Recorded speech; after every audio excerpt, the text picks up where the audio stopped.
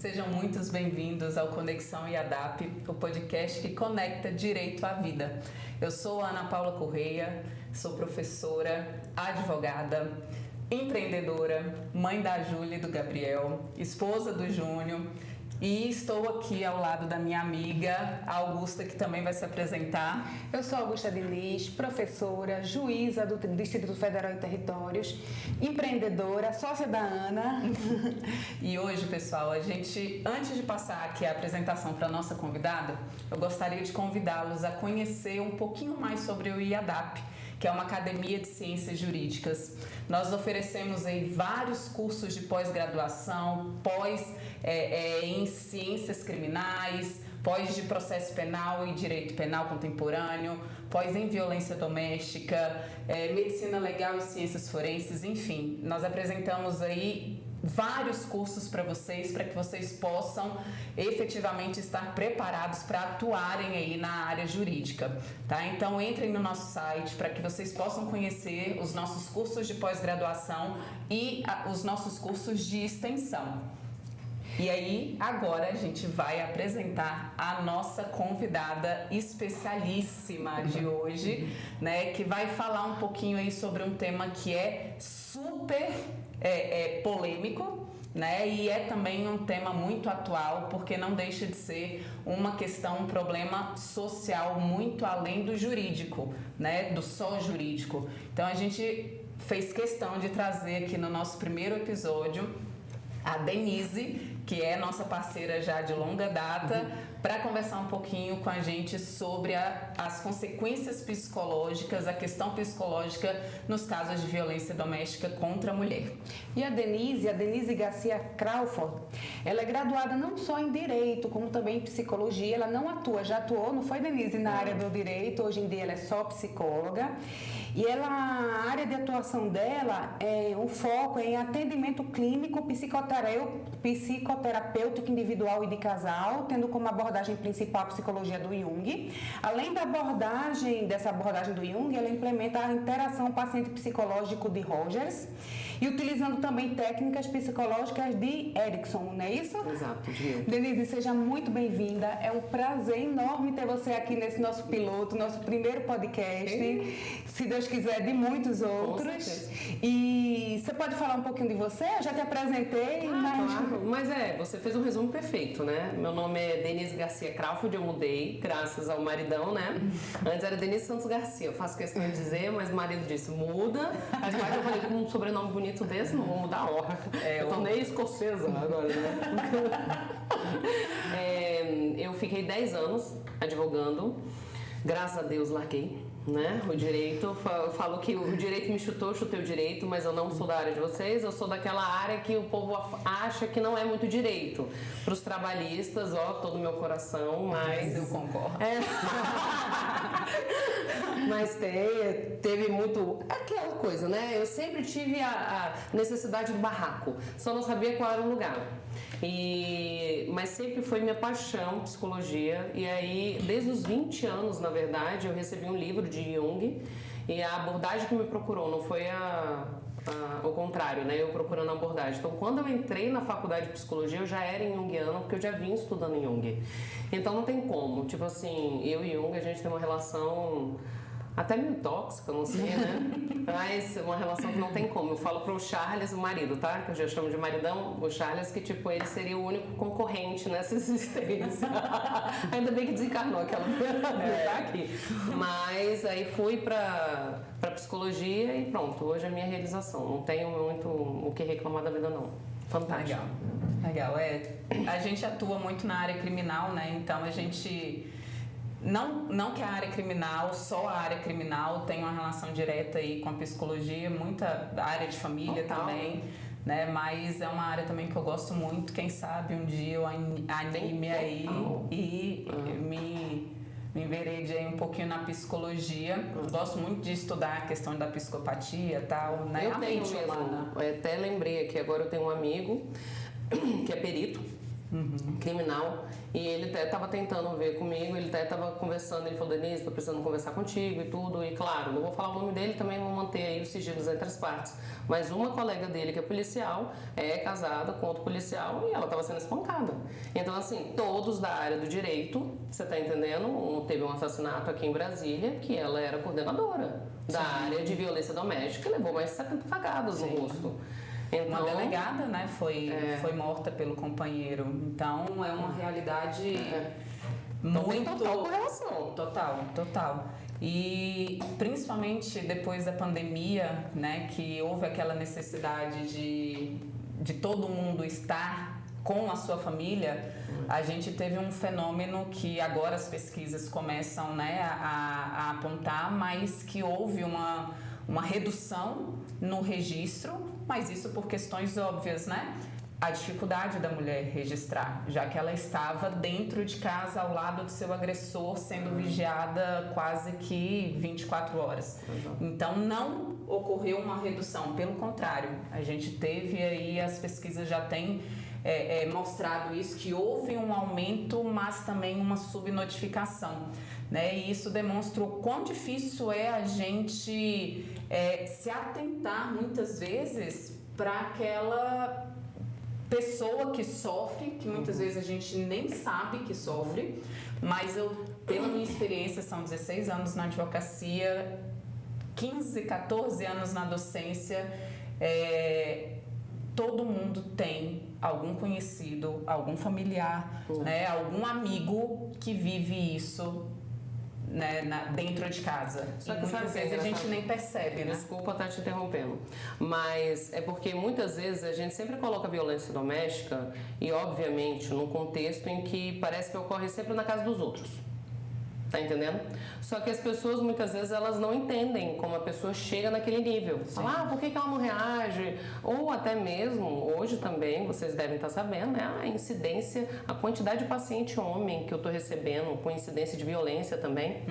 E dos diversos tipos, obviamente, como todo mundo daí da área do direito, né? Vocês até vão falar disso, provavelmente, que não é só violência física, mas a quantidade de violência psicológica e tudo. E muita gente não consegue correlacionar, hoje em dia, o que está percebendo é que as pessoas que falam assim, esse problema é sempre na casa do vizinho, nunca é na nossa. Sim. E aí as pessoas chegam lá no consultório e muitas vezes elas não conseguem nem dimensionar o que é tóxico ou não, porque é muito fácil chegar e falar que o cara deu um tapa na cara, é tóxico. Agora, se eu contar aqui uma história para vocês vão questionar. Sim.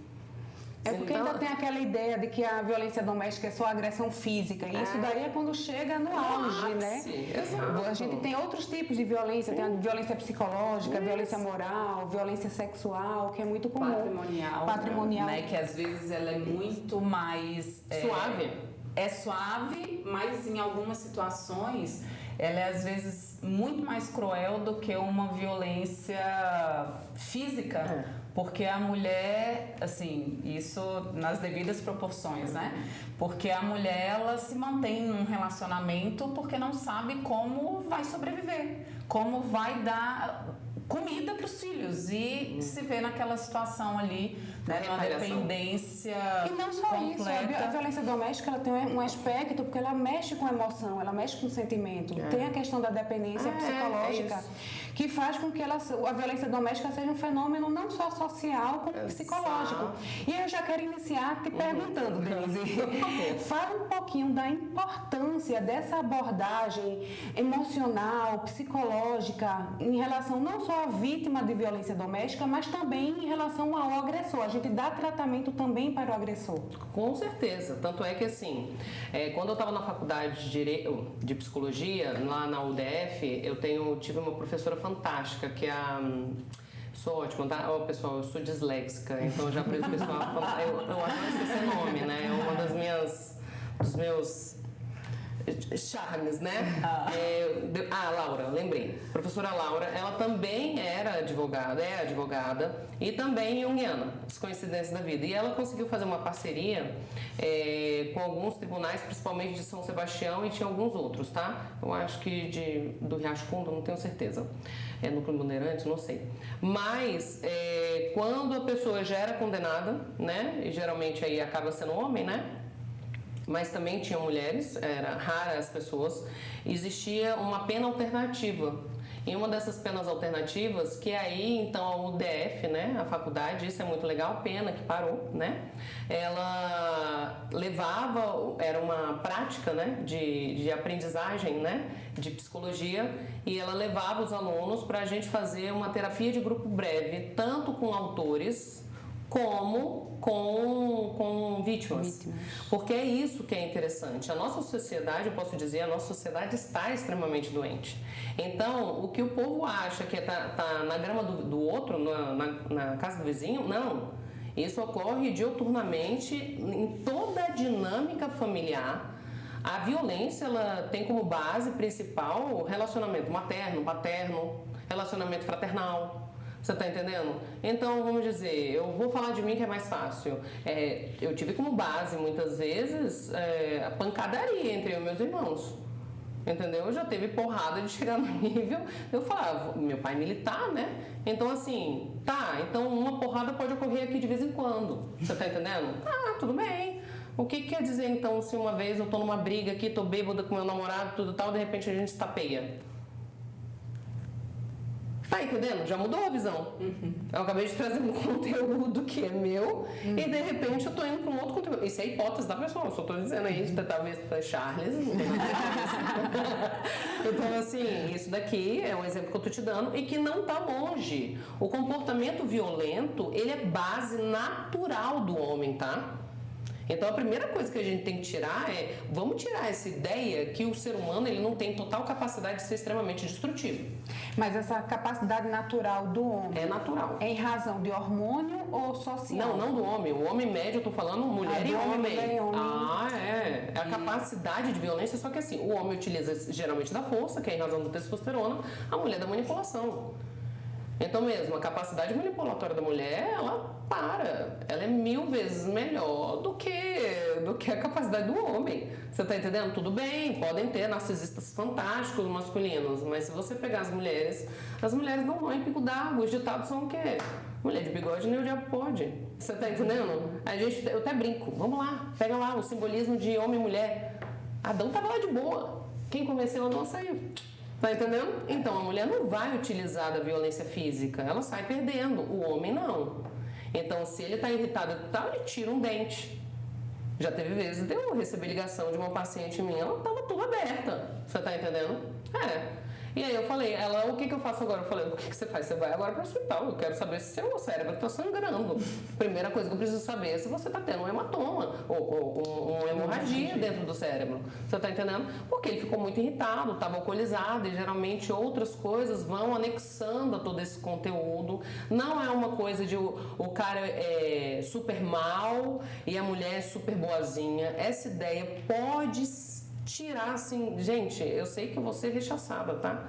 Mas é um conteúdo que eu trabalho lá. E outra coisa também, as pessoas falam muito dos homens agressores, e aqui eu coloco pessoas agressoras, né? Eu não vou colocar só um gênero, mas existe um tipo de comportamento, de tipo de pessoa, vamos dizer assim, de comportamento de pessoa que atrai esse tipo de pessoa também agressiva, entendeu? Então existem agressões, eu sempre pontuo isso, não é a pessoa que é abusiva, é o relacionamento que é abusivo.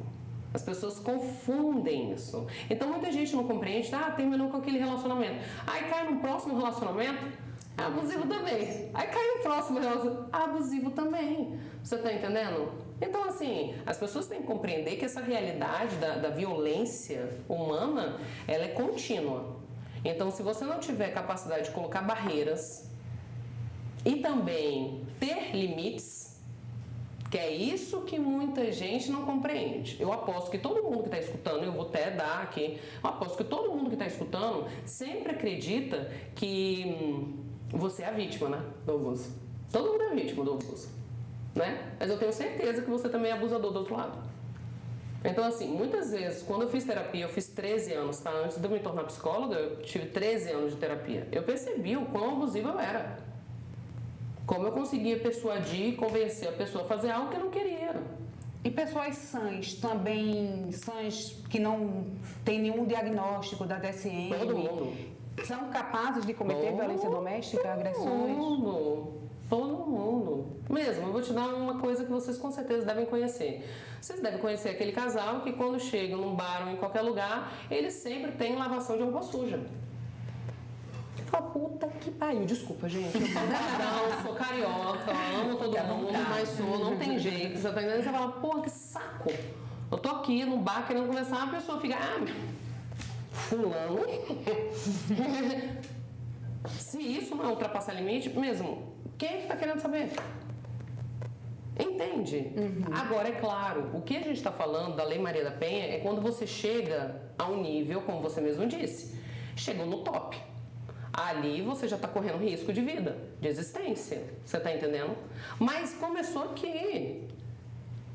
Começou com xingamento. Começou com, foda-se, você tá entendendo? Normalmente, né, Denise, não começa com uma agressão física. Nunca. Eu acho que de todos os casos que eu peguei, assim, independente de estar atuando pela vítima ou pelo agressor, existe um ciclo, né? Normalmente a gente não vê um relacionamento que se inicia com tapas, né? Então, fala um pouquinho pra gente sobre a questão do ciclo da violência. Sim, com certeza. Então, esse ciclo que muita gente da área do direito deve saber, mas muita gente que não é da área do direito não sabe. Existem momentos, é claro que a gente aí já vai falar do ciclo, porque a lei já traz o ciclo onde já existe um comportamento abusivo. A gente não está trazendo aqui o ciclo de como você chega a um abuso, tá bom? A gente está fazendo do ciclo já abusivo. Sim. Então mesmo, vocês depois podem falar exatamente como norma, tá? Mas geralmente existe o momento do romance, tá? E esse romance, ele vem logo depois da reconciliação, da tentativa de reconciliação, quando você entra praticamente no inferno de Dante. Entendeu? O que eu falo de inferno? A pessoa chega no ápice, no cume, onde elas foram extremamente agressivas um com o outro. O marido deve ter dado já as situações até mesmo. Eu vou falar dessa minha paciente aqui, não vou falar nome, obviamente. Mas 2 dias depois, ele era um príncipe. E não é que ele não era realmente um príncipe. Não é interpretação ali. Ele está querendo retratar porque ele não consegue reconhecer a imagem que ele teve. Então a gente começa com uma leve dissonância cognitiva. O que isso quer dizer? Termos bonitos, a pessoa ela começa a excluir da cabeça dela que ela pode ser aquela pessoa tão ruim. Lembra que eu te disse que todo ser humano tem violência? E aquela outra pessoa que é vítima, ela não consegue aceitar que ela é tão burra ao ponto de viver com um ser humano que tenha causado aquele nível de dor. Então ela também tem necessidade da dissonância. Então nesse momento você vai ver o romance, o ápice, a pessoa chegando com flores, a pessoa pedindo desculpa, dizendo que nunca mais vai fazer aquilo. Perdão, eu sei que a unha vai fazer ruído, eu não posso fazer minha mania, essas unhas, você tá indo fazer assim agora. Então assim, chegando e dizendo que não vai fazer mais isso, que não vai se repetir, que não se reconhece, que ele não é aquela pessoa. E realmente tem um outro lado dessa pessoa. Então aqui eu não sou defensora de abusadores não, até porque geralmente eu coloco aqui gênero, né? Abusadores, né? E nisso eu coloco gênero, raça humana. Você tá entendendo? Então eu tô generalizando geral, tá? Generalizando geral foi ótimo. Mas, então a pessoa chega aqui no quadro típico, tá? O homem chega pedindo desculpa, aí ele vê se machucou, aí de repente eles começam a iniciar uma discussão, ele fala, mas você me provocou, aí depois ela também entra em dissonância, ela fala, cara, não quero entrar nisso, não, você não vai fazer, aí nesse momento ela acha que pode ter um controle, então você faz, como a gente fala, é como se fosse uma montanha-russa, então você começa, primeiro, ele entra no nível abusivo, extremamente agressivo, aí depois depois você entra no momento de arrependimento. Nesse momento entra no ápice do romance. Você tá entendendo? O romance dura pouco. Paixão eterna é a única que não consegue existir. Que nem Romeu e Julieta. Eles até hoje estão apaixonados, estão mortos. Você tá entendendo? Por isso que estão apaixonados, entendeu? Então o romance dura pouco. Quando começa os comportamentos anteriores que já fazem parte da relação abusiva, lembra que eu falei que a relação abusiva, ela volta, nesse momento entra de novo no caos. Entendeu? No inferno de Dante. E aí a gente começa esse ciclo e aí parece que... E o pior de tudo...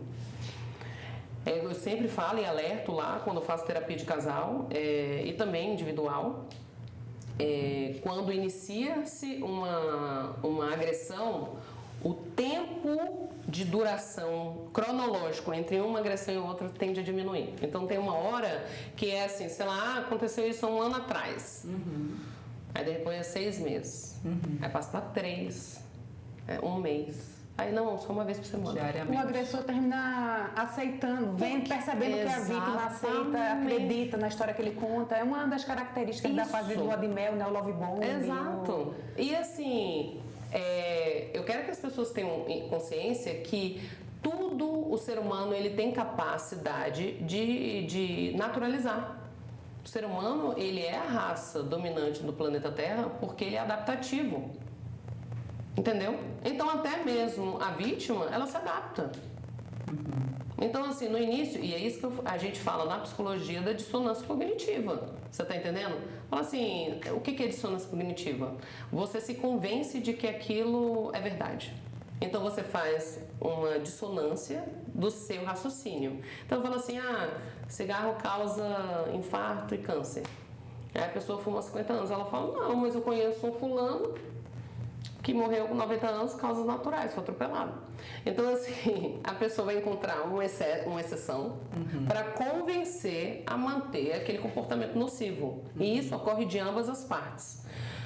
Como eu estava falando para vocês, sabe lá no UDF que eu estava fazendo? E eu tive a oportunidade de fazer 1 ano disso. Adorei, foi fantástico. Muitos chegavam e falavam assim, é um absurdo eu estar aqui, deveria ter também João da Penha. E aí você chega e naquela hora tá super estereotipado e você fala assim, um filho da puta mesmo, né? Mas não, ele tá falando ali que ele também tem violência. Ele sofre também. Ele também sofre. O relacionamento é uma bosta pra ele também. Tá entendendo? É impensável, né? Um relacionamento em que uma parte é somente vítima e o outro é só agressor. E tirando, assim, a exceção mesmo, que são os perversos, em que se nutrem efetivamente de causar dano ao outro, aquele que gosta de ver a pessoa sofrer e depois se regozija atrás, que são os antissociais, os psicopatas, né? Que aí a gente tem que fazer uma diferenciação significativa, que é uma coisa que me irrita muito, que eu vejo na internet. As pessoas trazerem narcisista / sociopata. Cara, são muito diferentes. São transtornos totalmente diferentes. Isso não é minha opinião, tá lá no DSM-5. É só abrir o livro DSM, que é o livro de transtornos, que também esses mesmos transtornos estão dentro do CID. Que nem o CID, o Código Internacional de Doença. O DSM é um código internacional feito pela APA sobre diagnósticos de transtornos emocionais. Qual a diferença? O CID fala sobre doença e o DSM fala sobre transtornos. Obviamente, como o CID é um código internacional, ele pegou todos esses transtornos aqui e inseriu um número diferente, tá? Mas se você pegar o diagnóstico o DSM-5, você vai ver lá que os critérios de diagnósticos do transtorno de personalidade antissocial, que é o sociopata, e a pessoa que é o transtorno de personalidade narcisista, são totalmente diferentes, entendeu? Denise, então a pessoa pode ter mais de um transtorno? Bem-vinda, exatamente isso. Agora, é muito complicado a gente pegar um narcisista, mesmo os narcisistas típicos que eu conheço são inofensíveis que nem uma criança. Aí, tá vendo? Trabalho, geralmente assim, são muito difíceis de trabalhar porque são pessoas que têm uma certa mania de serem mitomaníacos. Então mesmo, eu tenho uma conhecida, né? É difícil ser um amigo de narcisista, tá?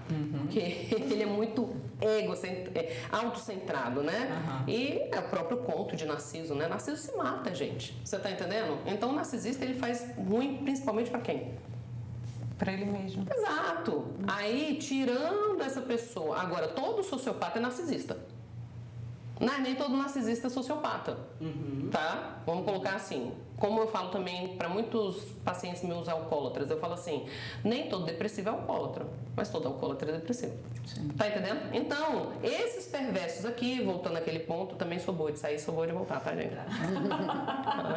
Então, esses perversos aqui, que é uma exceção, que sentem prazer com sofrimento e tudo, e que existem casos, sim, você tá entendendo? E eles nunca param só na mulher. Nunca. Esse daí tem prazer de causar dano. Então tá, já que é já para estourar, eu vou também, assim, tirar aqui, eu mudo um pouco de vez em quando eu falo de histórias de pacientes, eu mudo de sexo e tudo para nunca ninguém reconhecer, tá bom? Então eu tenho uma paciente que o avô dela, tá? Ele estuprou todas as netas. Ele abortou 2 vezes, levou ela para fazer 2 abortos. Agora, olha só, se ele estuprou todas as netas, aí hoje tem dúvida se ainda estuprou todos os filhos. Ele não teve classificação de menino ou menina, netas ou netos, tá? Todos os netos, perdão, gênero. Aí eu não tô... Ele foi de menino a menina...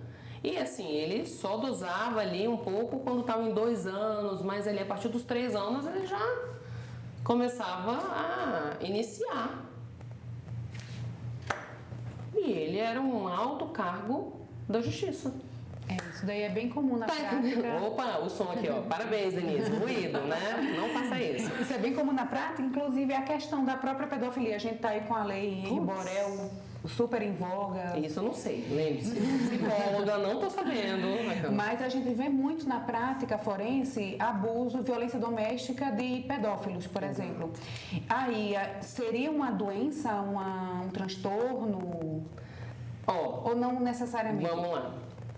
Eu posso dar a minha opinião e o que a ciência hoje fala. Você tá entendendo? Hoje a gente está numa fase muito dual do mundo. Então... Porque a gente está numa fase que hoje todo mundo tem um transtorno, né? Não, e todo mundo tem. É uma coisa que todo mundo precisa entender. O ser humano, quando a gente fala de psicopatias, a gente, não entendo como psicopatas, pessoal, por isso que isso não é bom, tá? A gente trazer esse termo, psicopata, não. Todo mundo é psicopata, porque todo mundo tem uma paixão desequilibrada. É isso que psicopatias fala. Apatias são paixões.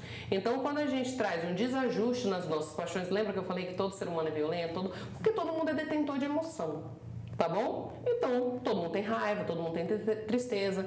Agora, quando a tristeza se torna muito forte, você cai numa depressão ou numa bipolaridade. Você tá entendendo? Ou em outros transtornos.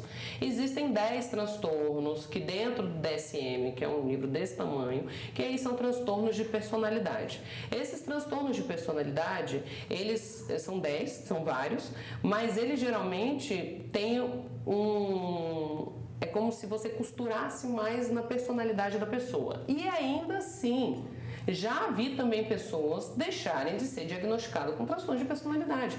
Então, você está conseguindo perceber que, assim, com relação à ciência, a gente tem uma certa dificuldade de trabalhar. Mesmo. Hoje muita gente está chegando e falando, gordofobia. Não dou direito à gordofobia. Mas a gente tem que entender que a obesidade é uma doença. É difícil. Se eu for falar, tá lá no CID, causa um dos maiores índices de mortes. Você tá entendendo? Então é muito difícil você falar, Denise, então eu prefiro dar a minha opinião. Tá entendendo? Então assim, o ser humano, ele tem uma tendência, tá? Mesmo. Eu posso dar um exemplo.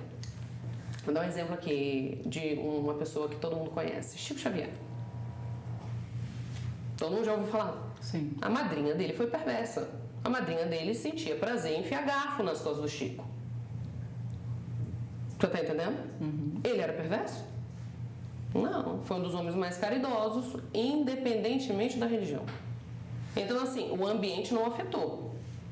Você tá entendendo? Agora, muitas vezes, se você pegar uma pessoa que é perversa e se olhar o conteúdo dela, o ambiente vai ter influência significativa. Então, não necessariamente um pedófilo tem um transtorno.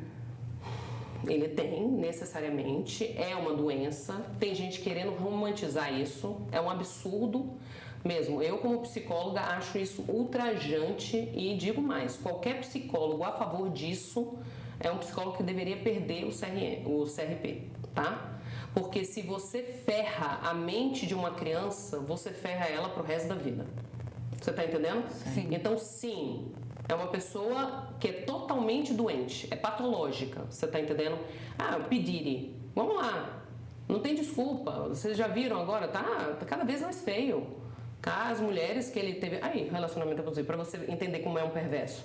Ele tinha relacionamento com todas as mulheres, ele obrigava as mulheres a transar com as crianças que ele contratava, ele tinha médicos à disposição dentro da casa dele, você está entendendo? Para os médicos poderem darem uma droga que ele desenvolveu juntamente, tá? Com químicos e tudo, então elas tinham esquecimento. Esses médicos também mantinham essas crianças vivas para não darem óbito, então elas colocavam reposição de vitamina, soro e tudo. Ele obrigava as esposas a transarem com essas crianças, tanto menino como menina, e ele tinha o fetiche de ficar olhando.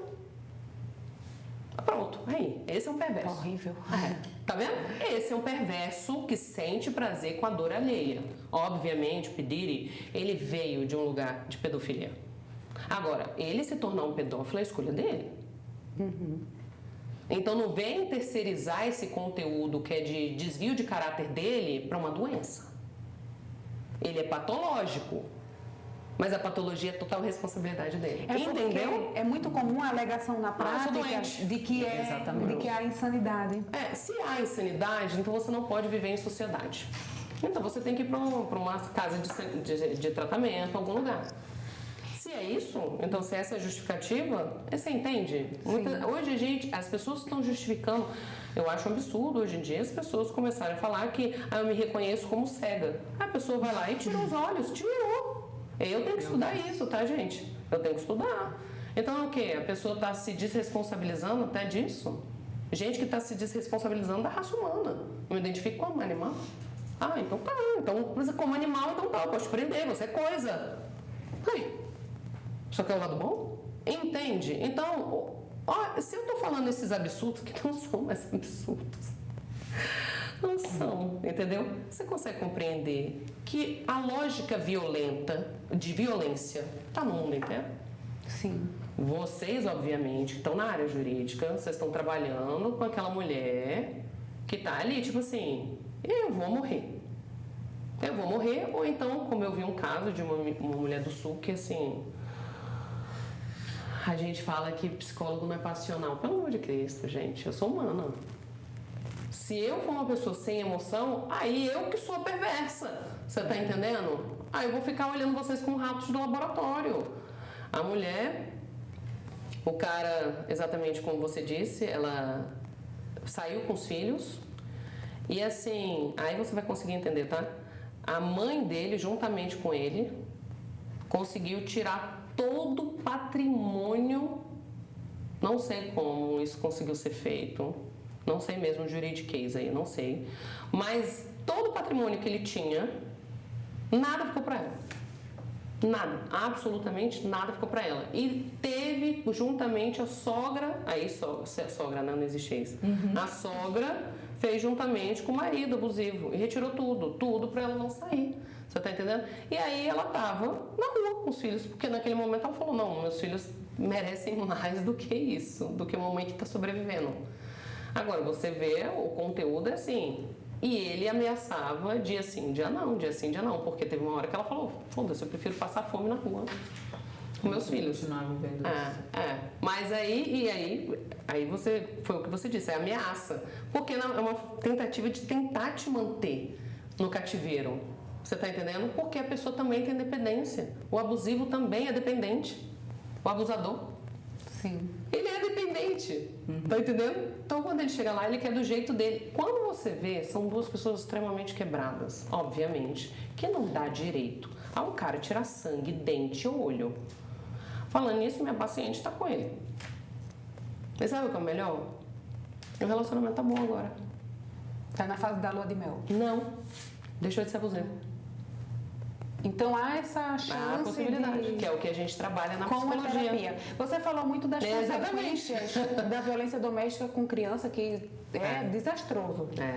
Mas a gente sabe que a violência doméstica, ela traz consequências psicológicas para qualquer vítima, como ansiedade, depressão. Você pode falar um pouquinho para a gente das consequências psicológicas da violência doméstica? Quais são as mais comuns, as que você mais percebe assim no consultório? Olha, não são excludentes.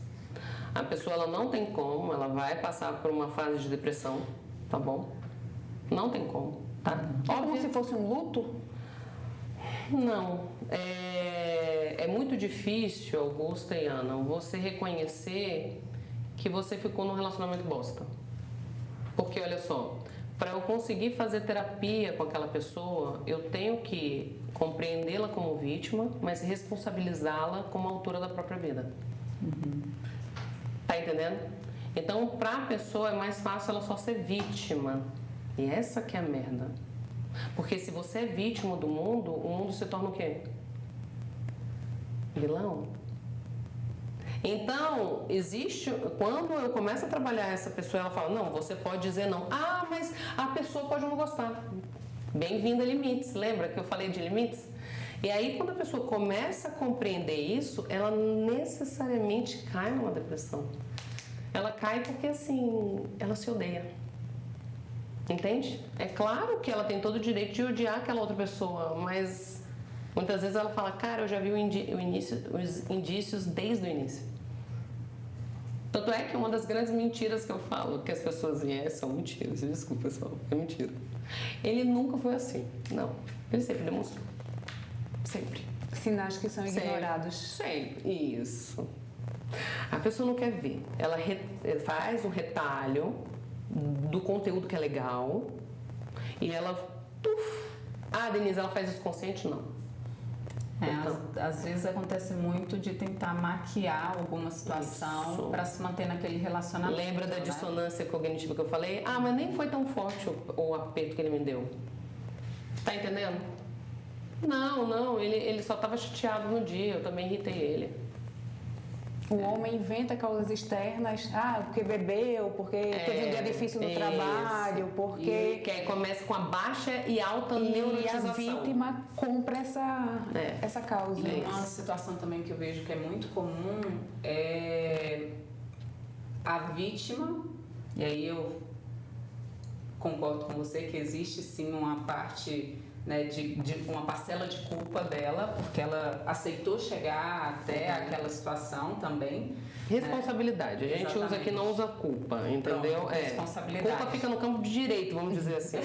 É responsabilidade. Pronto. Ela é responsável também por aquele relacionamento, naquela situação, né? Mas muitas vezes é muito comum a gente ver a vítima ela assumindo a responsabilidade por algo para justificar aquela conduta agressiva do seu parceiro. E sabe o que é o pior, Ana?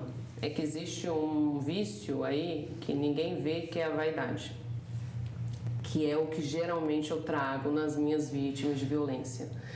Ela pode estar na merda, mas querendo ou não, ela é a solução da merda muitas vezes pro abusivo, pro abusador, entendeu? Explica um pouco mais. Ela tá com o olho roxo, tá mal pra caramba e tudo tal, e aí de repente o cara fala assim, eu não posso viver sem você. E realmente, ele tem uma dependência emocional. Então ela pode estar no inferno. Sabe aquele ditado que é melhor reinar no inferno do que ser mendigo no céu? Aí a pessoa fala, mas ele precisa de mim. Não, ele não precisa de você. Ele pode comprar um saco de pancada pra isso. Eu falo, nossa, você fala isso? Falo. Porque eu falo, não adianta me dar essa desculpa de vaidade. Você tá entendendo? Você tá querendo, mas eu posso mudá-lo. Não, você não muda ninguém.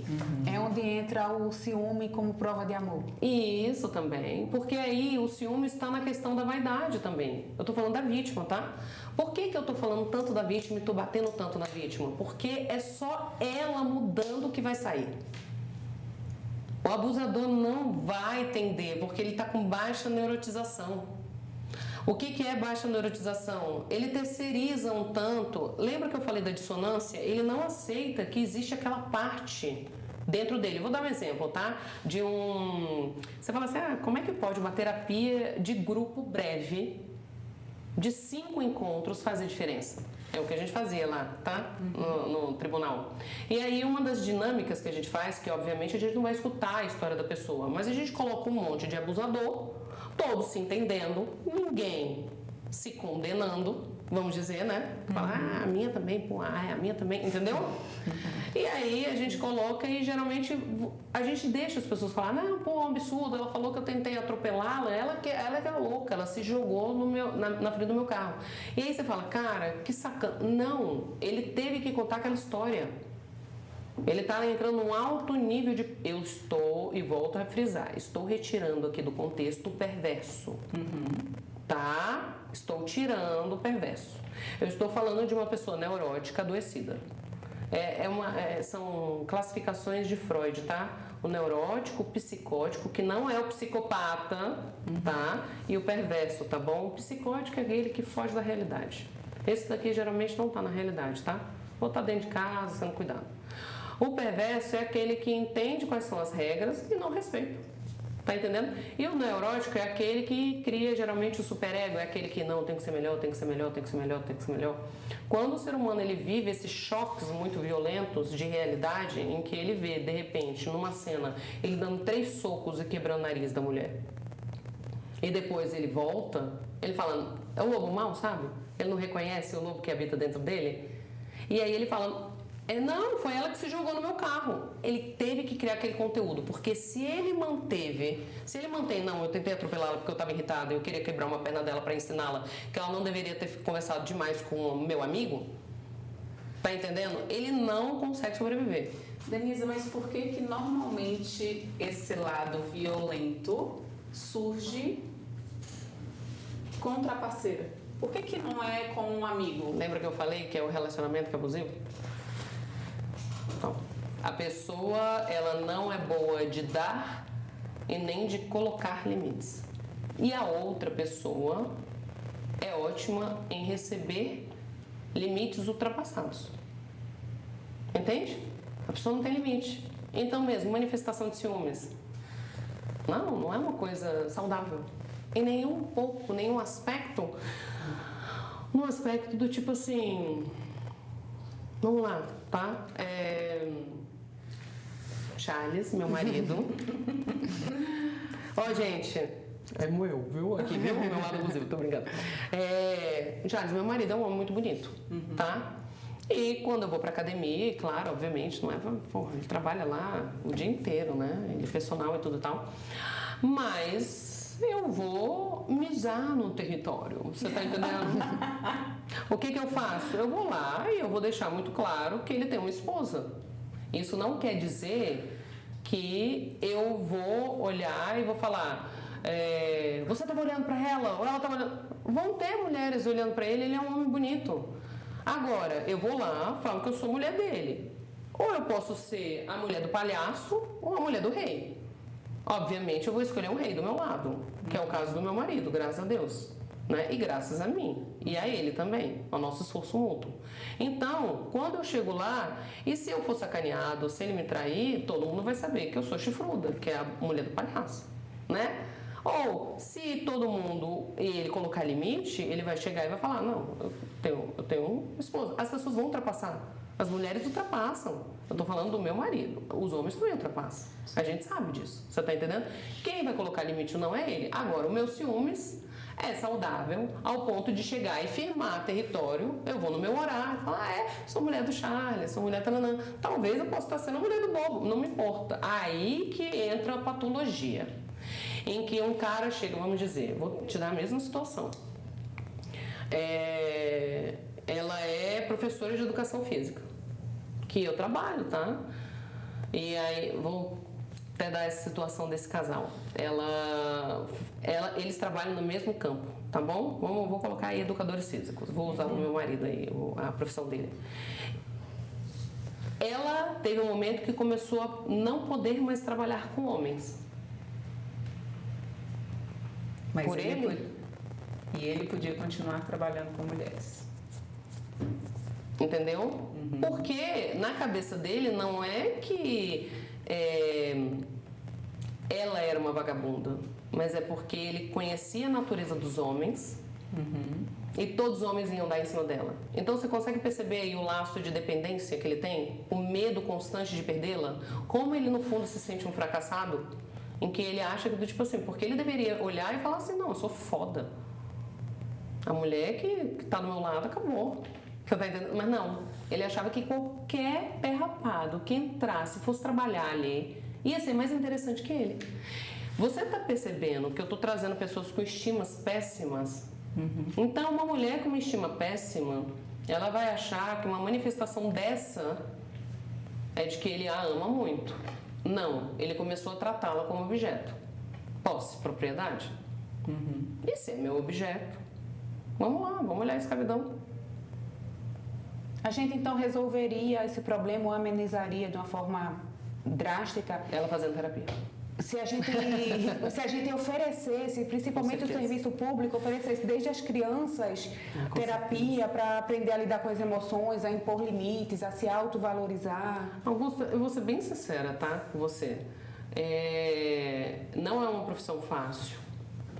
É como assim, você tem que nascer para isso. Você tá entendendo? Eu sou suspeita porque realmente eu amo o que eu faço. Só que é a profissão do futuro.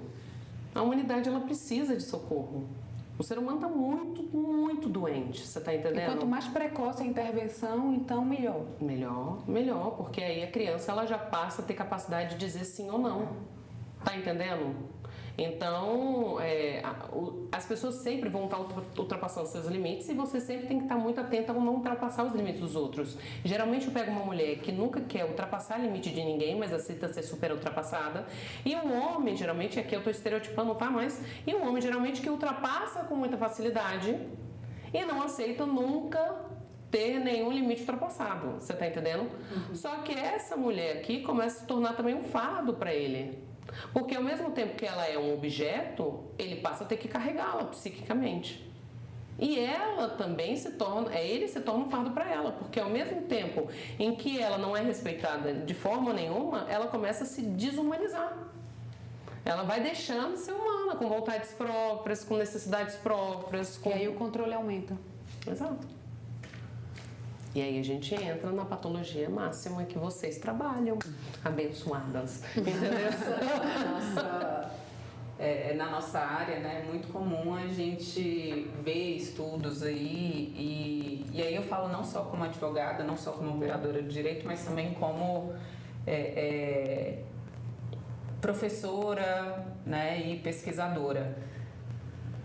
Há muitos anos se estuda e realmente são efetivas medidas protetivas, realmente endurecimento das penas resolve o problema? Não. E aqui o que você explicou mostra pra gente o porquê, né? Não adianta a gente aumentar, e aí a gente teve só esse ano, a gente está em maio, né? Mais de 5 leis que tentaram aí um endurecimento na penalidade para o agressor contra a mulher. Isso vai resolver? Por que até hoje isso não resolveu, né? Porque não cura... Não.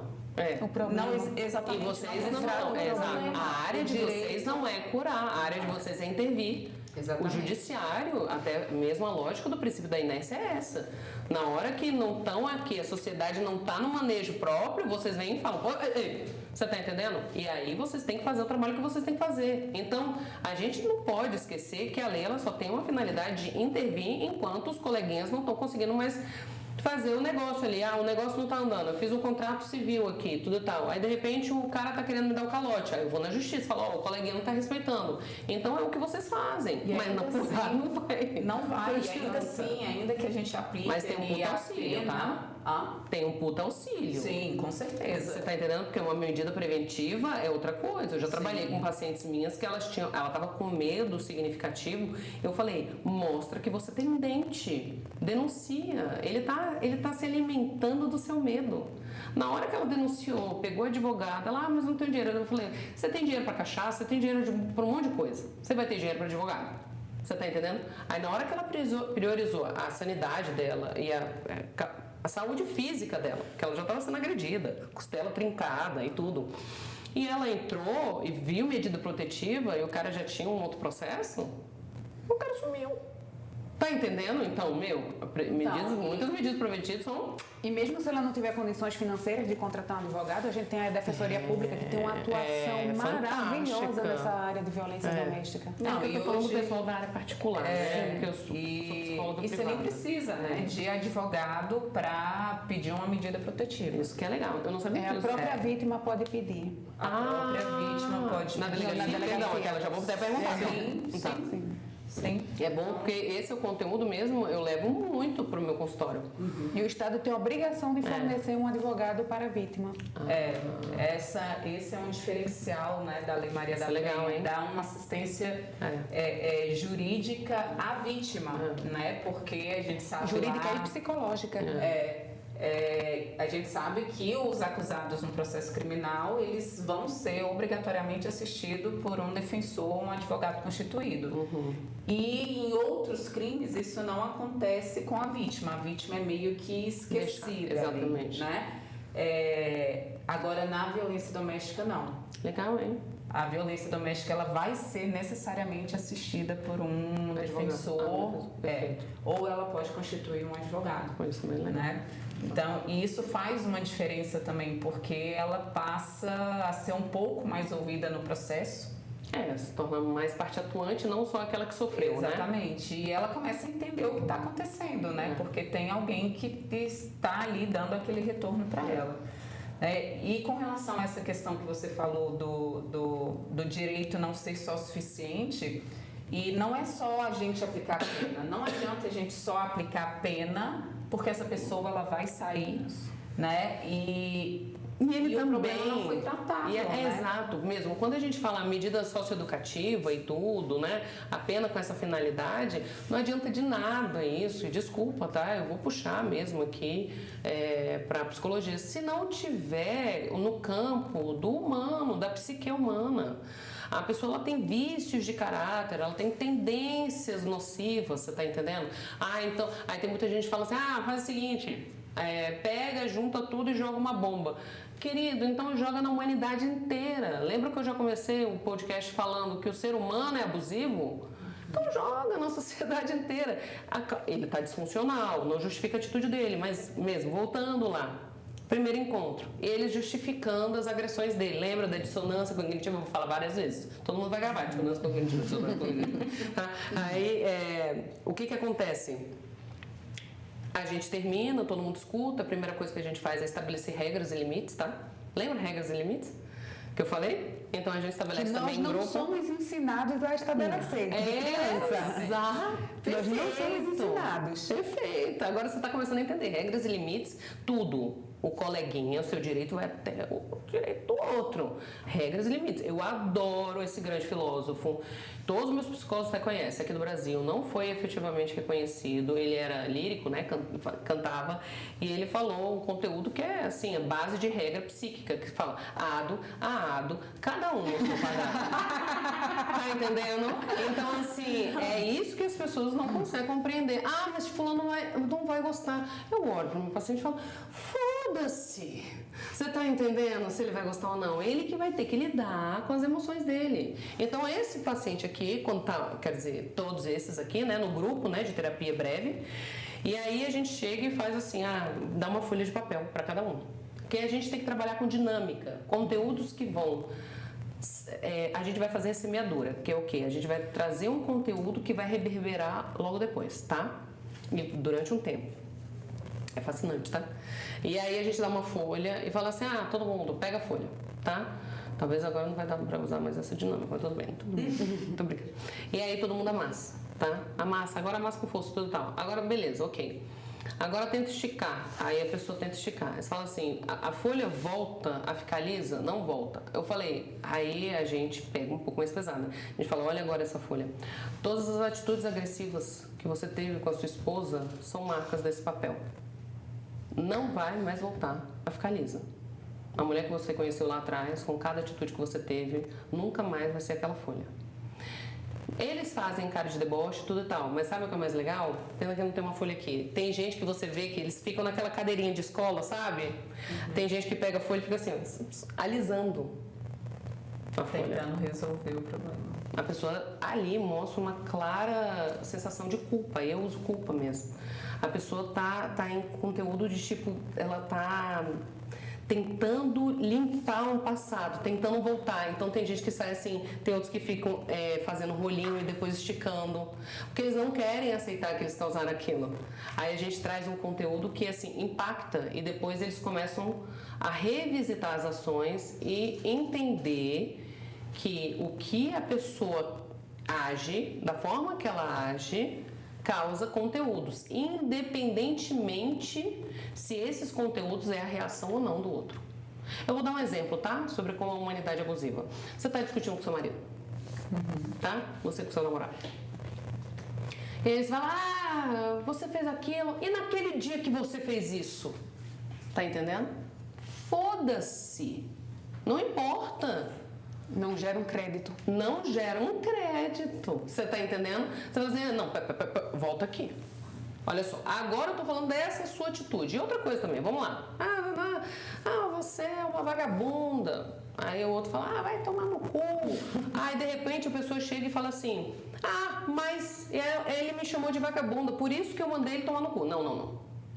Ele é desequilibrado, te chamou de vagabunda. Você também é desequilibrado, mandou ele tomar no cu. Cada um, cada um no seu quadrado. Então não vamos colocar uma condicionante. Eu só fiz isso Porque ele fez. Tá vendo o relacionamento abusivo? Aí agora a gente começa a fazer essa conexão, essa linha, que ninguém consegue compreender. Mas chegou aqui nessa agressão. Uai, e cadê o elo perdido? Aí você começa a perceber que tem comportamentos, você tá entendendo? De repente a mulher acorda ele, ou então... Tem muitas coisas, entendeu? Porque assim, atitudes da pessoa achar que é normal, tipo... quebrar as coisas da casa do namorado. Tá entendendo? Mas eu tava irritada. Então faz o seguinte, você pega a sua cabeça, tem uma parede. Entendeu? Se eu for falar isso, porque aí se eu justifico, mas ele foi um filho da puta. Então você faz, obrigada, até logo, não te quero mais. Porque esse é o seu limite. Você demanda respeito. Mas respeito não é um conteúdo claro na sociedade. Essa pessoa muito provavelmente veio de um conteúdo em que o desrespeito era base. Ele também, entendeu?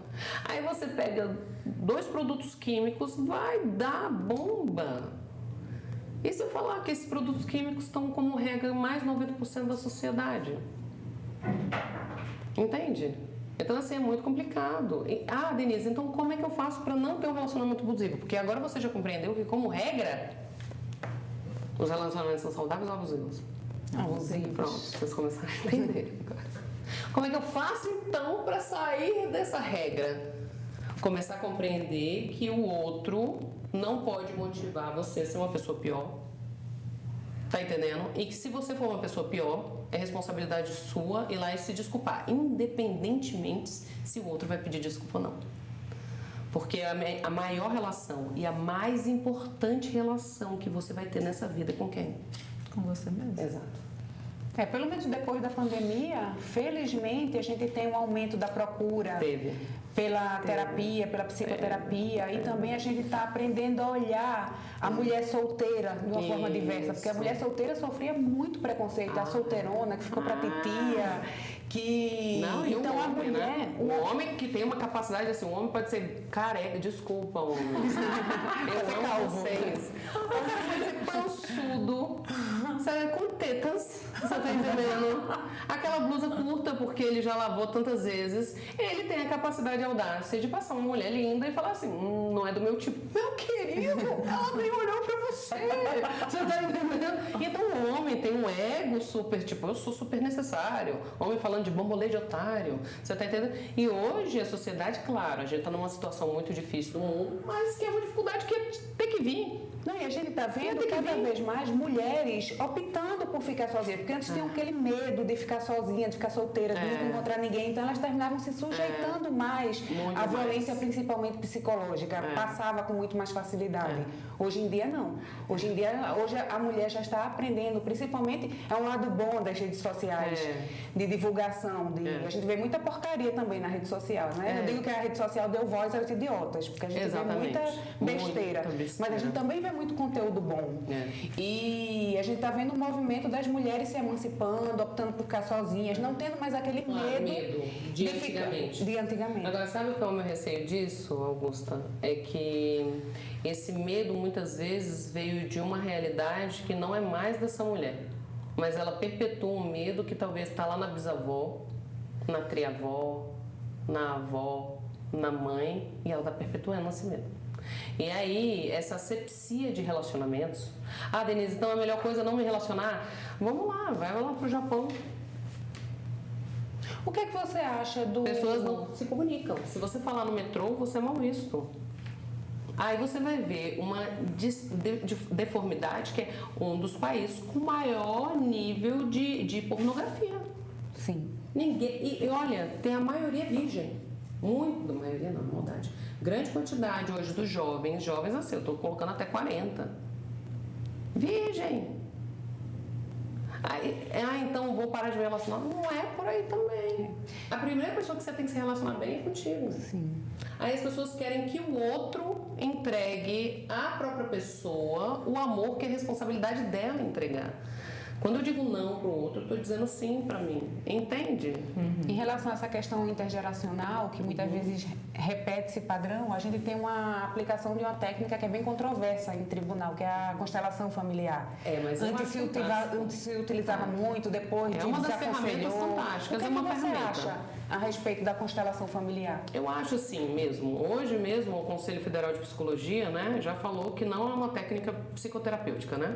Assim, não é uma técnica que tem regulamentada pelo psicólogo. Ok. Primeira coisa que todo mundo precisa saber. Você não precisa ser psicoterapeuta, você não precisa ser psicólogo. Tá? Essa é uma regra do Brasil. Ah, então eu preciso ser formada em psicologia. Não, você não precisa. Ah, o que eu preciso fazer? Você pode alugar uma sala, colocar lá psicoterapeuta e atender. Não precisa nem ter um curso? Não precisa. Tá? Então, tudo bem, não é regulamentado para psicólogo. Tá bom, não seja psicólogo. Você é terapeuta, você tá entendendo? Agora, eu como terapeuta, eu vejo de uma forma geral.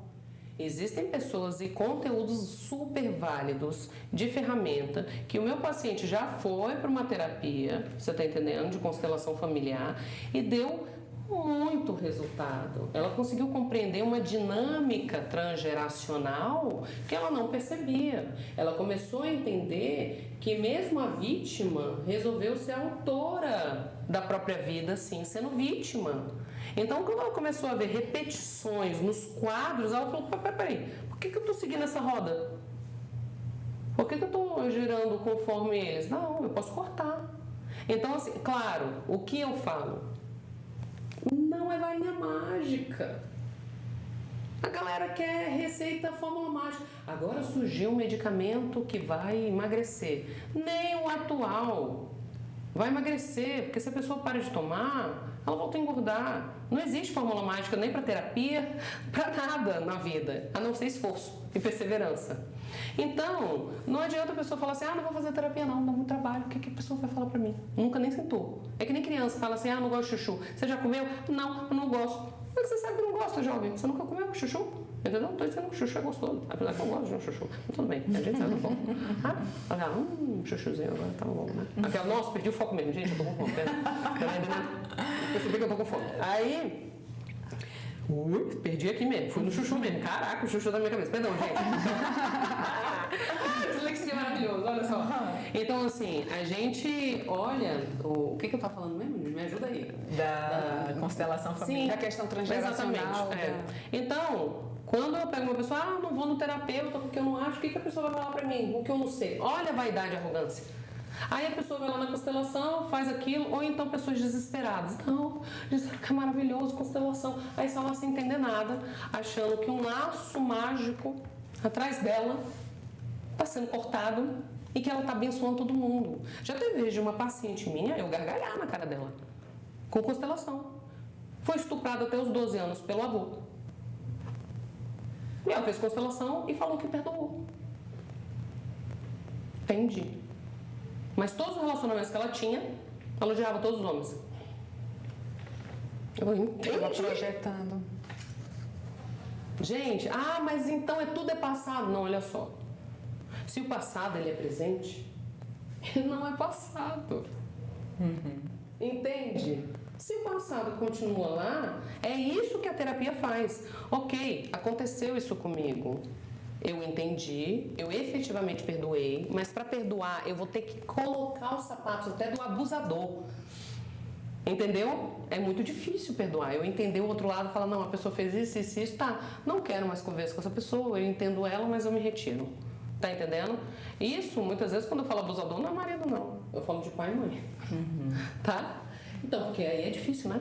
Os maiores abusadores, muitas vezes, pai e mãe, são as pessoas que a gente ama demais. Imagina. Entende? Que eu tô falando que é a humanidade, aí a gente tá falando, é claro, aí eu trago um conteúdo e eu chego a desafiar, tá? Vocês. Olha, rapaz, tô desafiando mais Eu desafio que se você não pegar quadros severos de violência doméstica no quadro de vocês e vocês olharem, vocês vão ver, com certeza, eles estão se envolvendo com projeções do passado, cada um. Tá entendendo? Então, muitas vezes, aquele homem que tá espancando aquela mulher, tá espancando também um pouco a mãe ou o pai, tá espancando. Tá entendendo? Denise, a gente já tá... Por favor. Ó, tá vendo? Só vou desviar. Já deu duas. Já tá caminhando pro final. E eu queria que vocês desse aí umas dicas, não com relação à vítima, que a gente entendeu que tanto a vítima quanto o agressor precisa se responsabilizar. Se a vítima tá no buraco, o abusador tá no buraco mais embaixo ainda. Pois é, e aceitar um tratamento psicológico, né? Mas a pessoa que convive com uma pessoa que sofre esse tipo de violência, o que a gente pode fazer para ajudar essa pessoa? Porque eu vejo é muito comum e muitas mulheres, né, às vezes não procuram ajuda porque se veem sozinhas. Isso. E principalmente, e que para mim é o mais cruel, se veem julgadas... Condenadas, exatamente. Por mulheres. Exatamente. E não só isso, eu vou tirar até mulheres. Pelo centro familiar, tá? Então eu falo assim, o grupo de apoio, que com certeza vocês trabalham isso, é essencial. Então, é mesmo, eu tenho amigas, e tenho uma amiga especificamente, que ela já estava começando a viver um relacionamento abusivo. E não com relação à agressão nem nada, mas vamos dizer que existia greve na área sexual. Tá entendendo? Que não deixa de ser uma forma de violência psicológica. Claro, a pessoa vai retalhar naquilo que o outro tem a fragilidade. E ela em si falava, cara, ele não transa comigo há 3 meses, desculpa, tá os termos, não é? Porque eu acho que já, né? Maior de 18 anos. Então, ela já não tava, e aí ela tava começando, já sabe. Eu já tinha visto comportamentos dele cerceador. E eu dei minha opinião. Sentei com ela e falei, essa é a minha opinião sobre o seu namorado. Mas eu tô aqui. Tá? Eu tô aqui. Ok, ela tá terminando agora ele pela 2ª ou 3ª vez. Eu falei, você fez uma excelente escolha. Mas, imediatamente falei, se você voltar, eu te entendo. Porque senão, cada vez que ela volta... ela vai se sentir extremamente, falar assim, eu não vou falar mais pra Denise. Pô, ela vai achar o quê? Que eu sou uma mulher que não tem palavra. Cada vez mais sozinha, né? Tá entendendo? E aí o grupo de apoio, as pessoas elas têm que parar de julgar. É uma frase que é muito comum a gente ver e que ela é extremamente chega a ser uma agressão. Ela gosta de apanhar, mulher de malandro. Ela tá ali, se ela tá ali é porque ela gosta de apanhar. Gente, às vezes ela tá numa situação... Você viu que essa fala é abusiva? Você viu? E você viu como a sociedade é? Né? Não, às vezes ela tá tão fragilizada que ela não tem forças para sair daquela situação. Sim, e lembra que a pessoa vai deixando de perder o senso de humanidade? Então, muitas vezes, quando ela se afasta, ela não se reconhece muito longe daquele homem, porque mesmo sendo abusivo, é ele que conhece o detalhe do corpo dela, que conhece as manias, o ronco. Ela tá fragmentada e uma parte dela tá colada nele. Você consegue entender isso? Então, assim, é difícil. De vez em quando a pessoa tem que fazer o ida e volta umas 10 vezes até sair. Tá entendendo? E é isso que muitas vezes aí o conselho que eu dou como profissional para os profissionais de direito. E é um grande erro.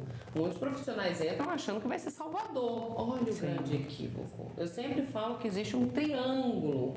Se você é uma hora herói, todo herói precisa de quê? Um vilão. E de uma Vítima. Perfeito.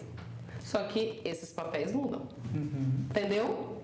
Então, a pessoa que entra com uma ideia de complexo heróico, e que é também um risco que o psicólogo, muitas vezes não terapeutizado, porque o psicólogo tem que ser o primeiro a fazer terapia.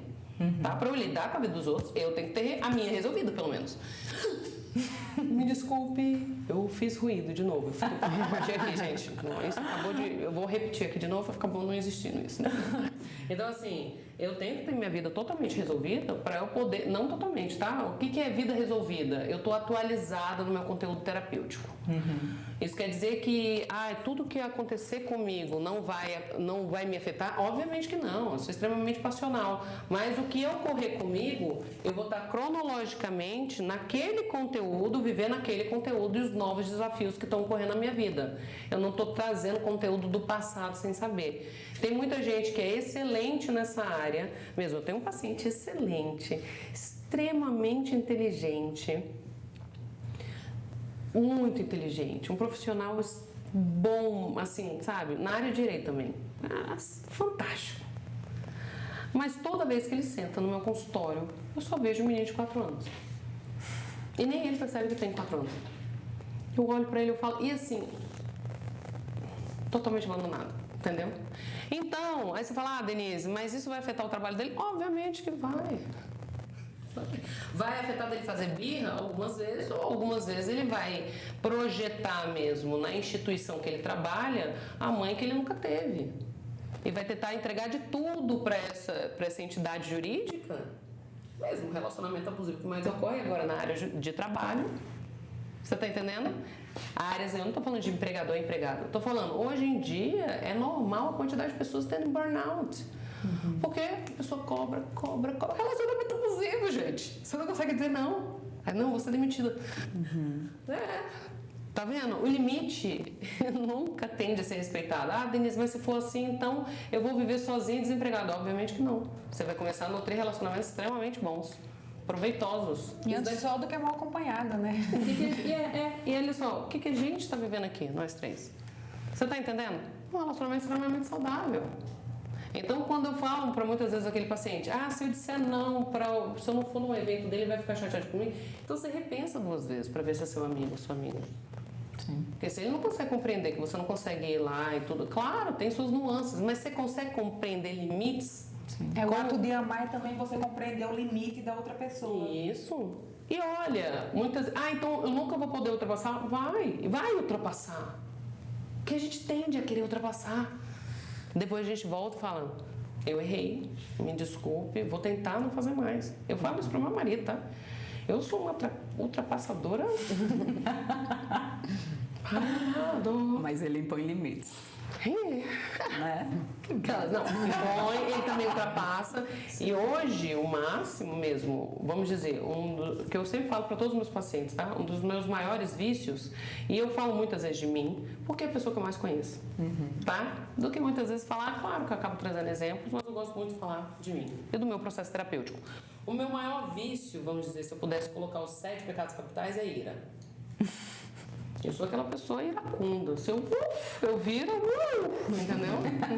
Então, quando eu viro, eu já tô lá, rodando baiano. Você tá entendendo? Minha mãe baiana e o carioca, meu pai me ferrou. O sangue aqui é fuerte. Olha a justificativa, olha a desculpa. E aí, muitas vezes, quando eu ultrapasso, hoje, na minha capacidade de tentar me segurar, hoje mesmo a gente chegou de uma viagem de moto. Numa Kuduro, que eu chamo Harley Davidson, tá? Uma coluna de 40 é ótimo. Não, mas é legal, pelo medo e pela vibração. Cheguei, ele também estressado e tudo tal, fiz coisa errada no caminho, peguei corredor com moto que eu não deveria fazer, tudo bem. Ele chegou putaço comigo. Meu olho já virou, entendeu? Eu já virei o olho. Aí, só que ele consegue baixar mais rápido. Eu não. Qual é a minha capacidade hoje? Chegar, falou, você tá com raiva de mim? Falei, tô. Aí ele, só que se eu começar a falar naquele momento, por que eu tô com raiva? Vou escalar. Não quer dizer que hoje eu já sou Buda. Falo, não, estou com raiva de você. Não, eu já sei os meus limites, entendeu? Então eu jogo hoje conforme a minha incapacidade. Aí ele começou a falar, ele começou a reagir, eu falei, vamos fazer o seguinte, só me deixa quieto. Me deixa quieto, tô com raiva agora. 5 minutos passou. Mas a gente já...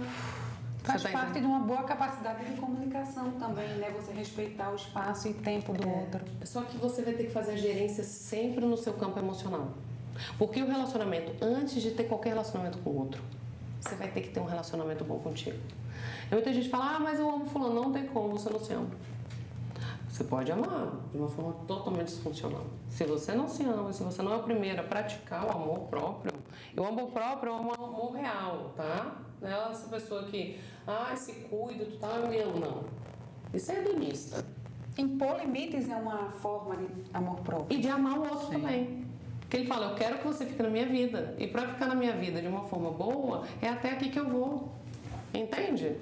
Então, assim, o que eu recomendo, voltando à pergunta que você trouxe, o grupo de apoio, as pessoas passarem a compreender que, olha só, eu vou falar uma forma esdrúxula, se não é no seu cu, para de falar do cu dos outros, você tá entendendo? Se é ela que tá tendo um braço quase fraturado, costela, você tá entendendo, trincado, tudo e tal, dê o apoio. Agora, não é pegar como filho, porque você não é salvador de ninguém. É falar, eu te dou apoio até onde eu posso, tá? Posso aqui, tudo tal, sei lá, passa uma noite, o que seja, entendeu? Não colocando também, se colocando em risco. Você entende como o jogo é complexo, mas sempre dando voz ao outro. Porque muitas vezes a pessoa vai se virar, o ser humano ele tende a se virar. Só que ele precisa ser visto e ser compreendido. Essa mulher ainda não sabe se identificar no espelho. Ela não consegue olhar e falar, essa sou eu, com defeitos e virtudes. Muitas vezes, quando eu vou falar de um defeito dessa mulher, ela sai destruída do consultório, achando que ela é só aquilo. Não é. Você vai ter que aprender a escutar críticas e elogios e tá tudo certo. Aqui, ó, estamos aqui junto. Então, essa mulher entra em depressão, transtorno pós-traumático, ansiedade... De vez em quando desenvolve tendências psicóticas, começa a ter surtos psicóticos. Ou a pessoa tende aí os transtornos são mais diversos. A pessoa pode desenvolver até uma bipolaridade, uma mania, uma tendência maníaca, você está entendendo? De compensar a frustração comprando demais. Ou então o contrário, vivendo em total escassez, tendo dinheiro na conta, mas sempre achando que vai faltar tudo. Eu estou dizendo, quais são os transtornos mais comuns? Obviamente a tristeza. Uma pessoa que apanha fica triste. Sim. Tá entendendo? A ansiedade, porque a pessoa tem medo de sempre repetir as situações horrorosas. E aí a gente geralmente entra no transtorno pós-traumático, que é aquele de guerra. Sabe? A pessoa sempre... você nunca pode ficar você nunca tá tranquila. Então, sabe? Denise, isso daí é só com gente perturbada. Não, vamos lá, numa escala menor. Sabe quando sua vida tá indo bem? Quantas pessoas chegam no consultório e falam assim, vai dar merda. Alguma merda vai rolar. Eu falei, por que vai dar merda? Não, porque tá tudo certo. Exato. Aí. Isso tudo já é um indício de que você já viveu situações extremamente agressivas. E você tá com medo da repetição. Agora, quando você leva uma escala maior, o transtorno pós-traumático entra. Entender o que a gente está falando de paixões? Então, todo mundo tem tendência a transtornos. É o que eu explico para todo mundo. Todo mundo vai cair em algum transtorno. É a tendência. Então, como voltando lá pro pedófilo e o perverso, que é um perverso, né? Ele gosta de macular a inocência, né? Então, ele é um perverso, ele tem prazer em macular a inocência. Então, é uma tendência dele, mas isso não justifica como doença, porque é a atitude dele. Entendeu? Eu tenho uma tendência à ira, então eu posso pegar e esfaquear qualquer um quando eu estiver com raiva. Então, por que é tão claro para um homicida, mas não é claro para um rompedor de criança? Entende? Então, é isso que as pessoas hoje... E o mundo hoje está numa situação que ninguém está tendo mais limite e regra de nada. E assim, se vocês, desculpa, tá? Não é para desanimar a profissão de vocês. Se vocês acham que a situação pior já ocorreu, vocês ainda estão por vir. Relacionamentos assim, no alto nível patológico.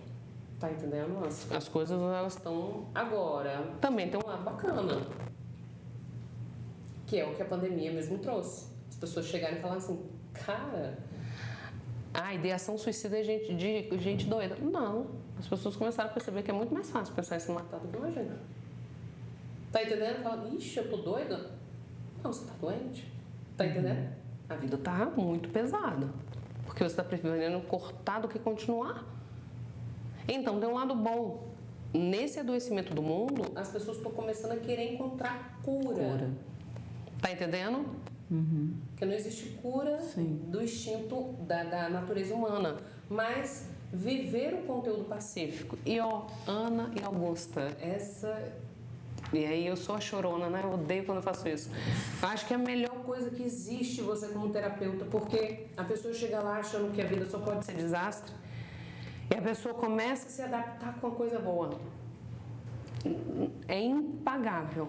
Impagável. Você tá entendendo? Quando as pessoas começam a compreender que não, pode ter respeito, pode ter confiança, pode ter amor, pode ter lealdade, pode ter tudo. Que ela merece ser feliz. Não, mas muitas vezes a pessoa que tem amor é pobre. Não é um outro, não. É um e outro. Você pode ter dinheiro, você pode ter um amor. Você pode ter um amor da sua vida. O cara pode também ser bonito e bem cuidado. E, por favor, se cuidem. Você está entendendo? Todo mundo merece cuidar. Entende? É tudo. É adição. As pessoas vivem sempre assim. Mas eu sou isso, então é natural. Entende? Quando eles falam, as mulheres estão aprendendo a viver só. Não tem que ser assim. Que é aí que é o meu medo, quando você traz conteúdo do passado e fala, não, minha mãe fala que homem não é confiável, porque minha avó já dizia, tá tudo bem. Vai pro extremo e vai pro outro. Tá na merda igual. Se você pega uma moeda e aqui é cara e coroa, é a mesma moeda. Joga essa porra fora, vai pro outro lado, atravessa a ponte, entendeu? É isso. Então terapia é assim, você quer viver a vida melhor, eu falo, e não é venda, não é gasto. É o maior investimento que você pode fazer na sua vida, é o autoconhecimento. Porque se você passa essa existência que tem um curto período, porque a gente não sabe se a gente está vivo amanhã aqui, né? Tem um curto período tão pequeno e você passa sem se apaixonar pela pessoa mais importante da sua existência, que é você, o que desperdício. Sim. Que desperdício, né? Com certeza. Eu acho que eu tenho que parar de falar, porque você já falava, eu falei, você tem um freio. Eu tô achando lindo, tô super satisfeita. Você tem mais alguma pergunta, Ana? Tem 1 milhão, mas o nosso tempo já acabou. Dinheiro também, né? A piadinha, né? Meu pai até nunca para. Bom, eu queria te agradecer por mais uma vez ter aceitado participar com a gente aqui. Vocês são mulheres fantásticas. Eu me sinto honrada por fazer parte de qualquer parte que seja do início, do fim, do meio. Sempre também pode ser uma possibilidade, entendeu? Mas eu me sinto honrada. Vocês são mulheres fantásticas, extremamente esforçadas. Tem um propósito lindo aí que eu sei, que eu não vou dar spoilers. Você tá entendendo? Mas eu vou dar spoilers. A Denise está na nossa pós-graduação de combate à violência doméstica, direito das mulheres. Ela vai tratar das questões de psicologia, gente. Então aqui vocês já puderam perceber um pouquinho do que é essa mulher e da força que vai ser esse módulo aí na nossa pós. Né? Então, Denise, muito obrigada Eu por que ter agradeço. aceitado mais esse convite. Tá? E a gente com certeza vai ter outras oportunidades. A gente ainda tem muitos episódios de podcasts aqui. Enquanto tiver humano, vai ter conteúdo. Eu falo, não tem como, falta conteúdo pra mim. É até injusto. E você vai estar sempre aqui com a gente. Com certeza, eu agradeço mesmo, gente. Muito Me sinto obrigada. honrado, muito obrigada. Denise. Obrigada a você que esteve conosco até agora. Obrigada pela sua audiência. Não deixa de conhecer os nossos cursos no iadap.com.br. E um beijo e até a próxima.